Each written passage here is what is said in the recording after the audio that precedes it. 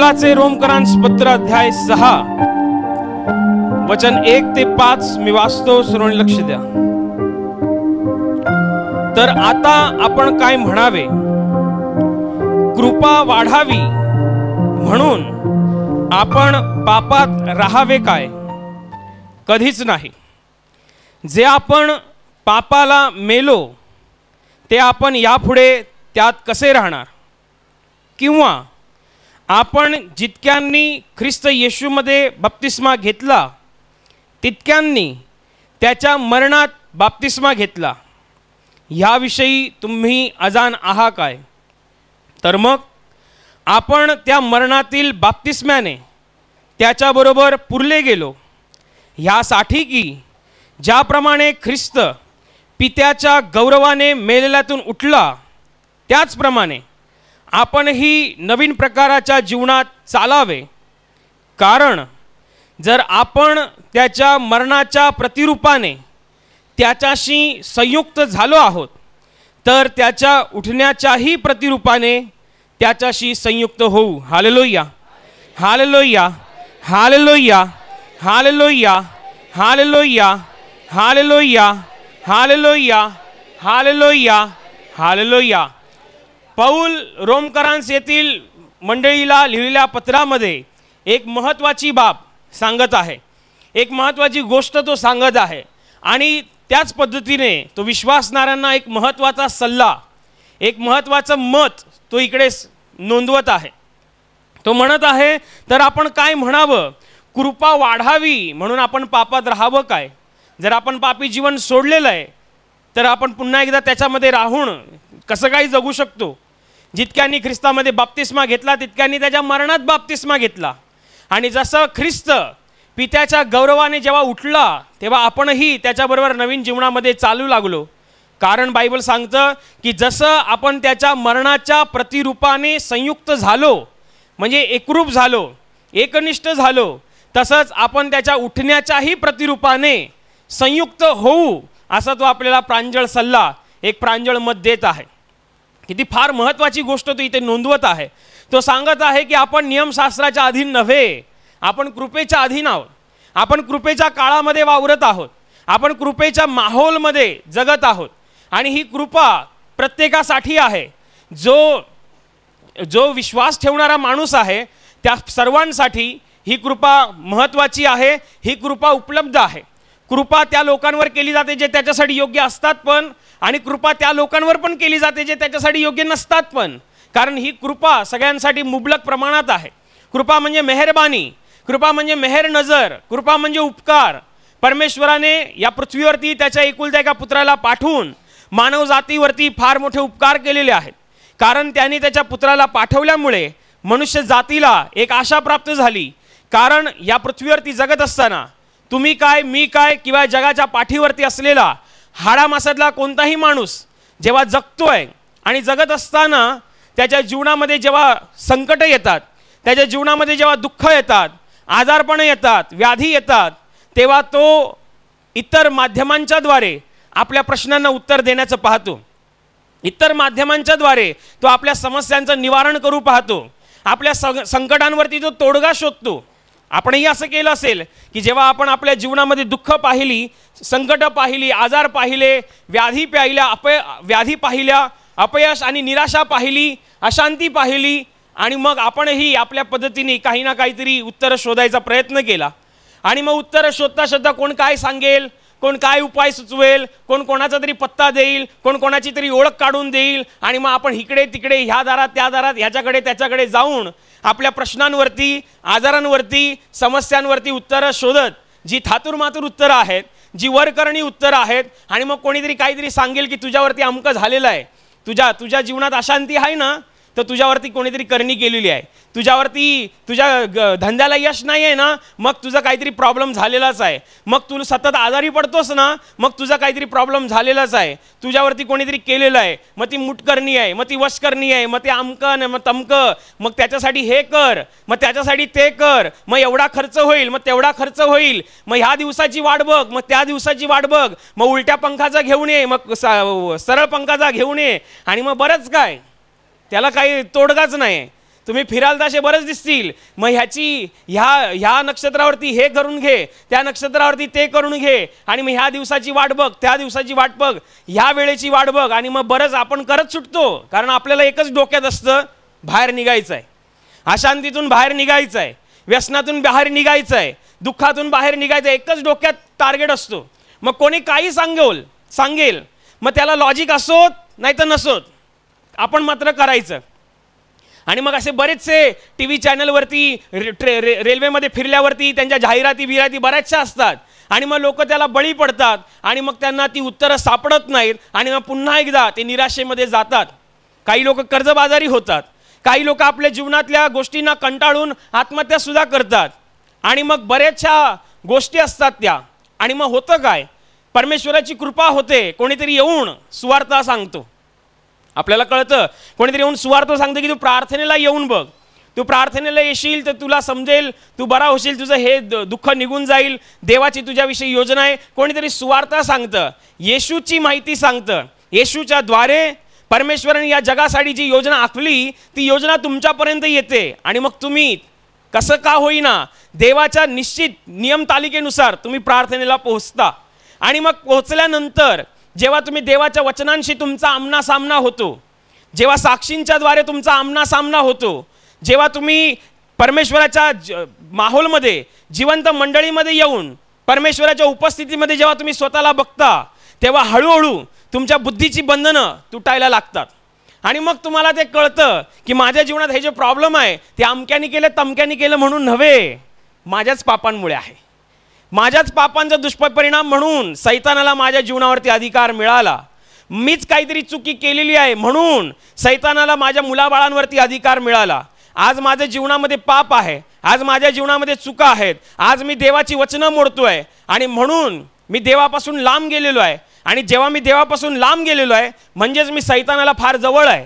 आणि सैतान म्हणजे काय, सैतान म्हणजे अंधाराचं राज्य, सैतान म्हणजे त्या अंधाराचं राज्य, त्या दृष्टाचं राज्य. आणि त्याच्या राज्यामध्ये हेच आहे, दुःख, लबाडी, अशांती, निराशा, आजार, त्याच्या राज्यामध्ये हेच आहे.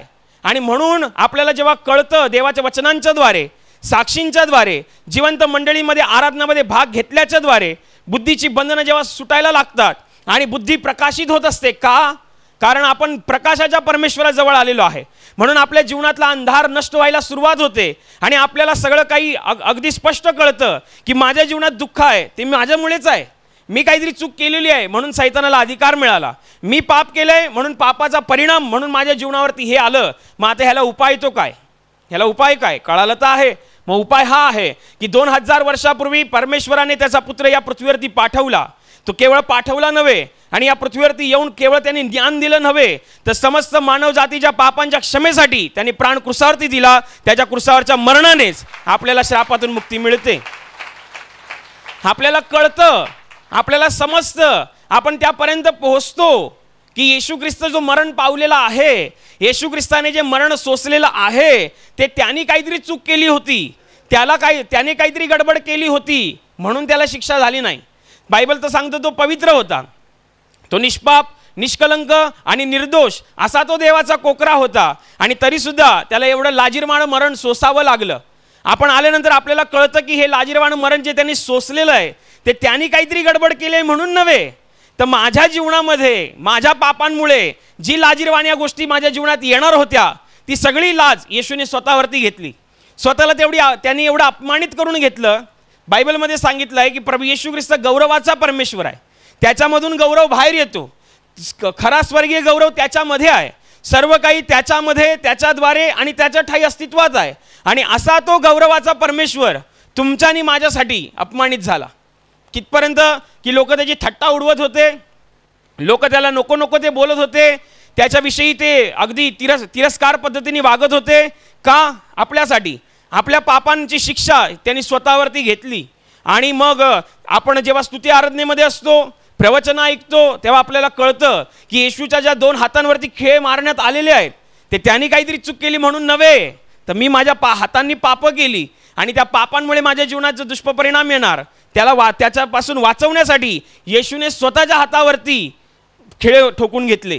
आणि मग आम्ही आमच्या पायाने वाईट मार्गावरती चाललो, परंतु येशूने आमच्या पापांच्या क्षमेसाठी स्वतःच्या पवित्र पायांवरती खेळ ठोकून घेतले. आपण ख्रिस्ताच्या मरणामध्ये संयुक्त होतो, आपण ख्रिस्ताच्या मरणामध्ये जोडले जातो. आपल्याला कळतं की येशूचं जे मरण आहे, येशूने जे रक्त वाहिलेलं आहे ते अशासाठीच वाहिलेलं आहे की त्याच्या रक्तावर विश्वास ठेवल्यामुळे पापांची क्षमा होऊन आपण स्वर्ग राज्यासाठी पात्र होतो आणि देव आपल्याला आशीर्वादित करतो. शिकण्यासारखी गोष्ट अशी आहे की आपण तेव्हा संयुक्त होतो, आपल्याला ते कळतं की माझ्या पापांच्या क्षमेसाठी येशूने वधस्तंभ उचललेला आहे, येशूने दुःख सहन केलेलं आहे, त्याने त्याचं पवित्र रक्त सांडलेलं आहे आणि आपण त्याच्याशी जोडले जातो, आपण त्याच्या मरणाशी संयुक्त होतो. आणि म्हणून आपण दुःख सहनामध्ये जेव्हा येशूने जे दुःख सहन केलं त्याची जेव्हा आठवण करतो तेव्हा सामर्थ्य पण उतरतं. त्याची जेव्हा आठवण करतो की आपण वचन म्हणतो त्याला बसलेल्या माराने तुम्ही निरोगी झाला आहात, आपण त्याचं ते दुःख सहन आठवतो, त्याचे फटके आठवतो, त्याच्या जखमा आठवतो, त्याच्या वेदना, त्याच्या यातना, त्याची कळवळ, त्याची तळमळ, त्याचा त्या व्याकुळपणा आपण सर्व काही आठवतो. आणि मग जेव्हा आपण त्याच्याशी संयुक्त होतो तेव्हा त्या क्रूसाचं सामर्थ्य आपल्या जीवनामध्ये उतरून आपल्याला पापांची क्षमा होते आणि स्वर्ग प्रवेशासाठी पात्र होतो. आई पण संयुक्त होतो, त्याच्याशी जोडले जातो, त्याच्या दुःखाबरोबर, त्याच्या दुःख सहनाशी जेव्हा आपण जोडले जातो, म्हणजेच देवाने जी पापक्षमेसाठी जी योजना आखली त्या योजनेशी जेव्हा आपण जोडले जातो त्याच्यामुळे ते आशीर्वाद आपल्या जीवनामध्ये येतात. आपण त्या गोष्टीशी संयुक्त होतोय, जोडले जातोय. हितपर्यंत सगळं बरोबर आहे, त्याचा प्रॉब्लेम नाही आहे, हितपर्यंत सगळं बरोबर आहे की आपण आपल्याला कळतं की बापरे आपल्या मागे साडेसाती बिडेसाती काही नाही, आपलीच पापं आपल्या मागे आलेली आहेत, आपल्याला ह्याच्यापासून लांब जायला पाहिजे, पापा आपल्यापासून लांब व्हायला पाहिजेत. जे काही घडलेलं आहे ते जे काही चुकीचं घडत आहे आणि आपण जे चुकीचं करत आहे सगळं काही सोडलं पाहिजे, स्वैराचाराने जगणं सोडलं पाहिजे, देवाची वचनं मोडणं सोडून दिलं पाहिजे, तर देवाच्या इच्छेप्रमाणे आपल्याला जगायला पाहिजे असं आपल्याला कळतं. आपण ख्रिस्ताशी एकरूप होतो, दुःख सहनाशी एकरूप होतो. परंतु बायबलमध्ये आज पुढे पौल हे सांगत आहे की कृपा वाढावी म्हणून आपण पापातच राहावे काय, असा तो प्रश्न करतोय. म्हणजे एकंदरीत कंसामध्ये सोप्या शब्दात येशूवर विश्वास ठेवणे म्हणजे ते पापाचं लायसन नव्हे की आपण सकाळी पाप करायचं, संध्याकाळी काय रविवारी जाणारच आहे प्रार्थनेला, 6 दिवस काय लाज घेतली काय नाही घेतली काय, रविवारी जाणारच आहे पश्चाताप करायला. तर ते येशूवरती विश्वास ठेवणं म्हणजे ते पापाचं लायसन नव्हे. प्रेषित पौल सांगतोय आपल्याला जर देवाच्या इच्छेमध्ये राहायचं आहे, देवाच्या आशीर्वादामध्ये टिकून राहायचं आहे, विश्वासात टिकून राहायचं आहे, स्वतःची जी स्वर्गप्रवेशाची जी पात्रता आहे तिला टिकवून ठेवायची आहे, तर जसं आपण ख्रिस्ताच्या मरणाशी एकरूप झालो तसं आपण त्याच्या उठण्यानेही त्याच्याशी एकरूप व्हायला पाहिजे असं तो सांगतोय. पण बरीच लोक इकडे एकरूप व्हायला मागत नाहीत किंवा एकरूप होत नाहीत, त्यांना तेवढं डोकं लावून काम करतात.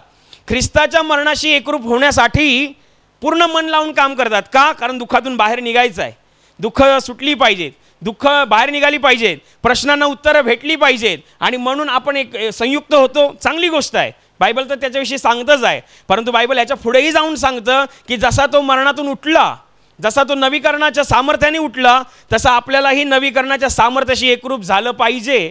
म्हणजेच जेव्हा आपण ख्रिस्ताकडे आल्यानंतर पापांची क्षमा मागतो, देव पापांची क्षमा करतो आणि त्या आपण नीतिमान ठरवले जातो आणि मग पापाचे दुष्परिणाम हळूहळू निघायला लागतात आणि मग दुःख निघतात, संकट निघतात, समस्या निघतात, आजार निघतात, साक्षी घडतात, साक्ष देतो आणि मग पुढचं काय? पुढे असं म्हणते की नवीकरणाच्या सामर्थ्याशी तुम्हाला एकरूप होता आलं पाहिजे.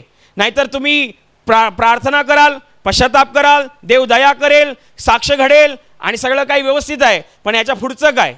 जसा तो नवीकरणाच्या ख्रिस्त जसं पित्याच्या गौरवाने तो उठला, नवीकरण झालं, तसं आपलं नवीकरण झालं का?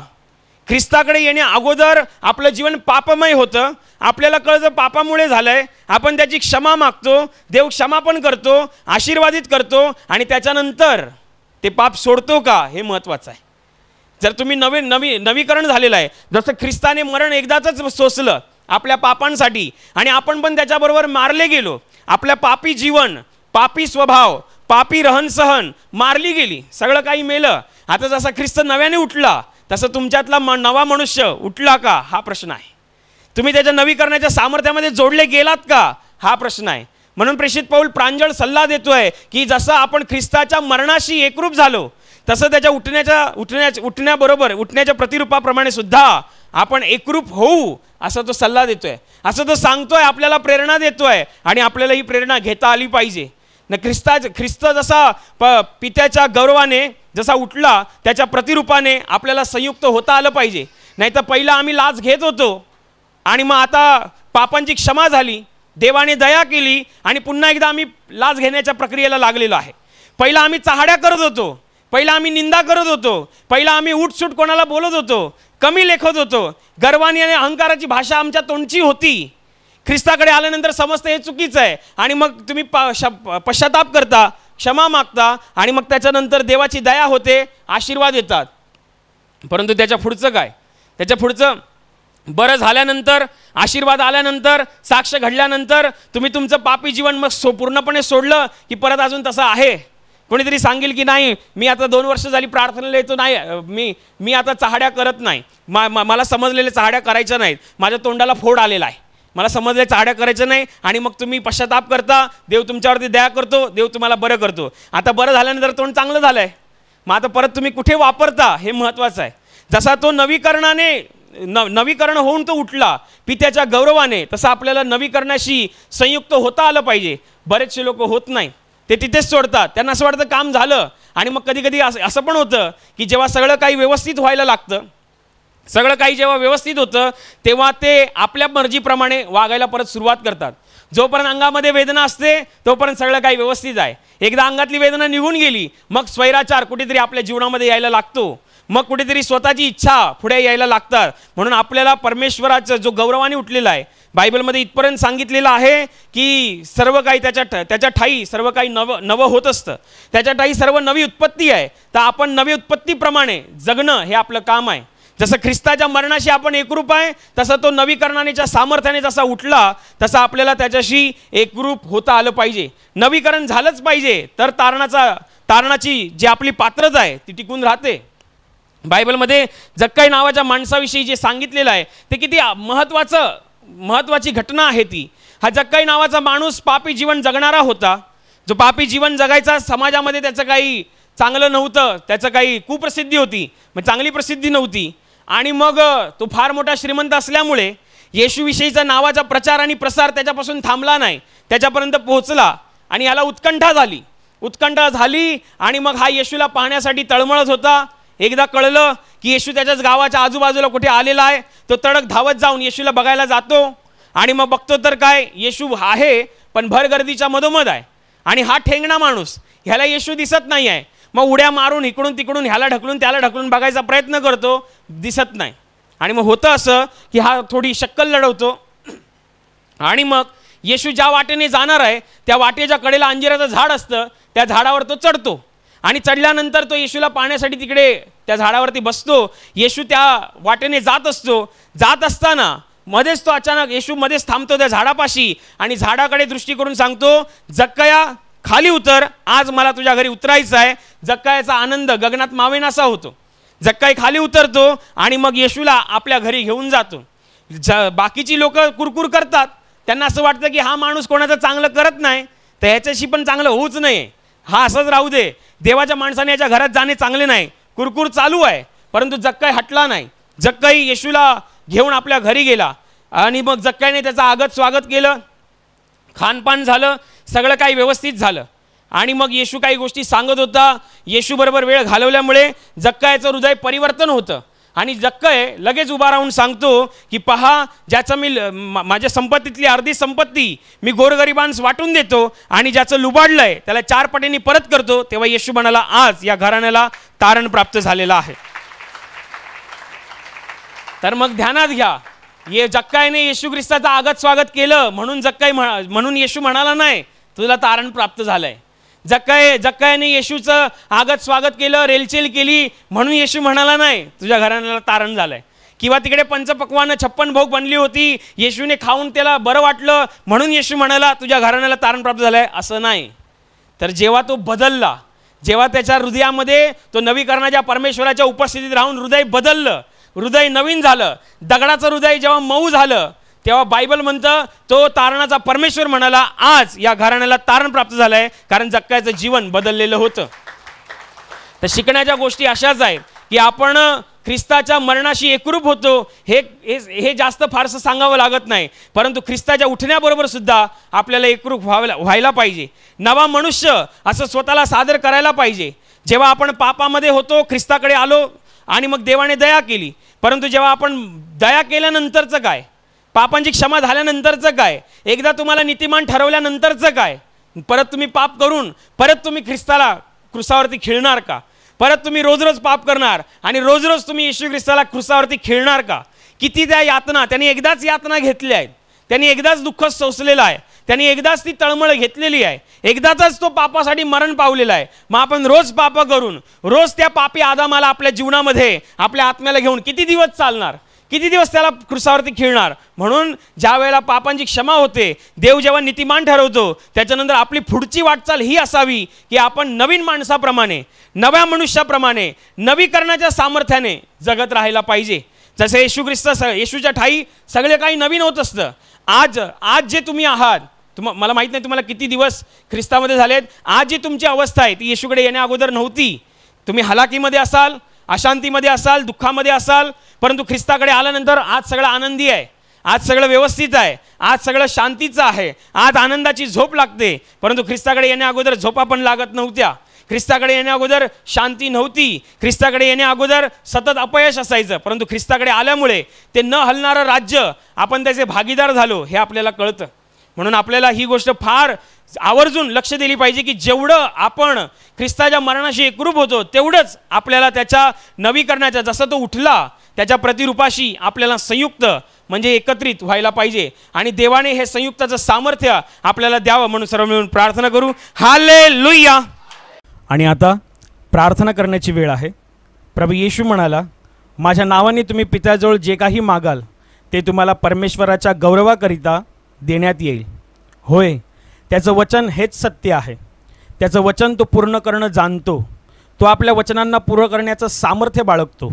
म्हणून त्याच्या वचनावर, त्याच्या सामर्थ्यावर विश्वास ठेवून आपण सर्व मिळून प्रार्थना करत आहोत. म्हणून तुमच्या ज्या भागाला आजार आहे त्या भागावर हात ठेवा. तिथे हात ठेवणं शक्य नसेल तर आपल्या छातीवर हात ठेवा. तुमच्या जीवनातील आणि शरीरातील प्रत्येक दुःख, संकट आणि आजार प्रभू येशूच्या पवित्र नावाने या क्षणाला नष्ट होत. तुमच्या जीवनातील बंधनं आणि श्राप प्रभू येशूने वाहिलेल्या त्याच्या पवित्र रक्ताद्वारे या क्षणाला तुटून जावत. तुमच्या जीवनातील समस्या आणि सैतानाचा भयावह अंधार प्रभू येशू ख्रिस्ताच्या दिव्य आणि पवित्र प्रकाशामध्ये पूर्णपणे नष्ट होत तुमच्यावर, तुमच्या कुटुंबावर प्रभू येशू ख्रिस्ताचे महान आशीर्वाद येऊत. आमेन.